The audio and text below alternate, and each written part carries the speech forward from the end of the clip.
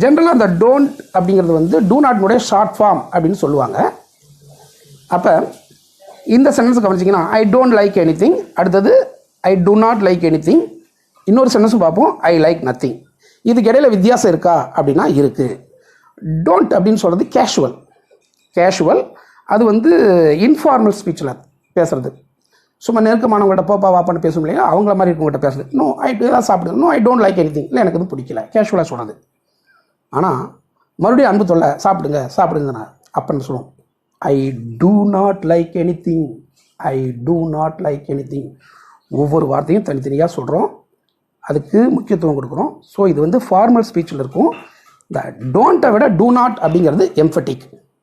அதுக்கப்புறம் அன்பு தொல்லை ஏதாவது சாப்பிடுங்கண்ணா நோ ஐ லைக் நத்திங், ஆளை விடுங்கிறோம், பேச்சவே சுருக்கிட்டோம்.